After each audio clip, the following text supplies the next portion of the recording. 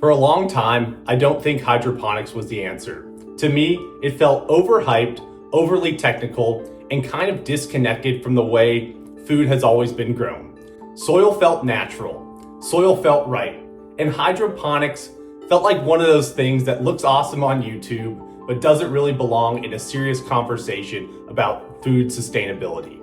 But over the last year, that opinion started to change. Not because hydroponics suddenly became perfect, and definitely not because it doesn't have real drawbacks. It changed because I stopped asking, is hydroponics better than soil? And started asking a more useful question. Where does hydroponics actually make sense? Once I looked at it that way, the whole conversation shifted for me. This video isn't about saying hydroponics should replace soil farming. It's about why I changed my mind on its role, why I think it deserves a seat at the table, and why I personally keep investing time and energy into it, even while being fully aware of its flaws. At its most basic level, hydroponics is just growing plants without soil. Instead of roots spreading through dirt to find water and nutrients, those nutrients are delivered directly to the roots through a water-based solution. That solution contains the same essential elements plants need in soil: nitrogen, phosphorus, potassium, calcium, and trace minerals. At the end of the day, the plant doesn't care where those nutrients come from, only that they're available in the right form. There are a lot of different ways to do this. Some systems use flowing water, some miss the roots, and others, like the Kratky system, and my favorite, keeps things extremely simple with no pumps and no electricity at all. The common thread is control. The grower has far more say over water, nutrients, light, and sometimes even temperature and humidity. That control is powerful, but it comes with trade-offs. One of the biggest downsides of hydroponics is complexity. Compared to putting seeds in the soil and watering them, hydroponic systems introduce more things that can go wrong. Pumps fail, power goes out, nutrient mixes get messed up, pH drifts. A mistake that might just slow growth in soil can wipe out a hydroponic crop if you don't catch it in time. Energy use is another fair criticism.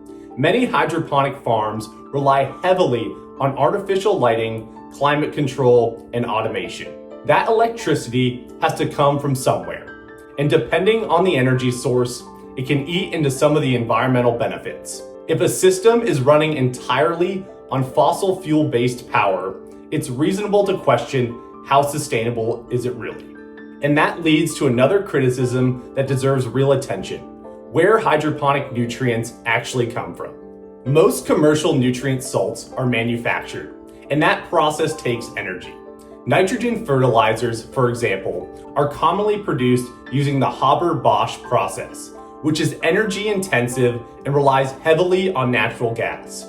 Globally, fertilizer production accounts for a noticeable share of the industrial energy use and carbon emissions. So no, this part is not free. But it's also important to keep the comparison honest. Soil farming relies on those same fertilizers at scale. Whether nutrients are delivered through irrigation water or spread across acres of fields, the energy cost to create them exists either way. The difference with hydroponics is efficiency. Nutrients are delivered directly to the root zone, which means far less is lost through runoff, leaching, or over-application. In many cases, you are using smaller total amounts to get the same or even better plant growth. There's also a movement towards alternatives.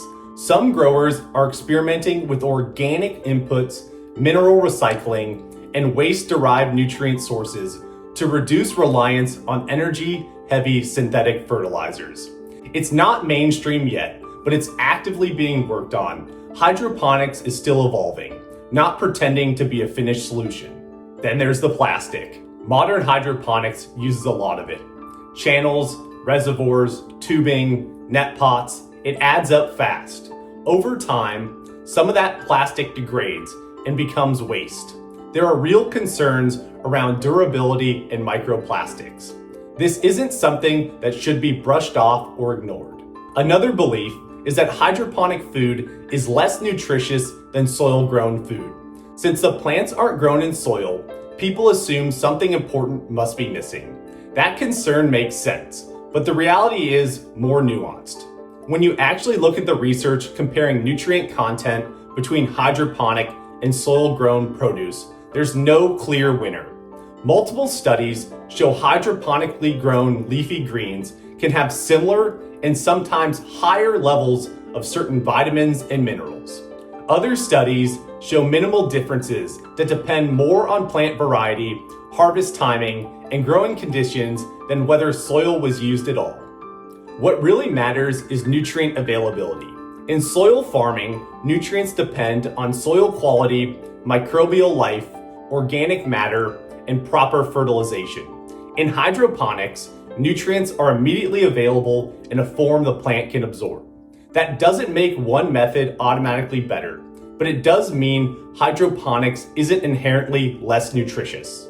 The real turning point for me came when I stopped thinking of hydroponics as a backyard experiment or a high-tech novelty and started looking at real-world examples where it's being used intentionally and responsibly.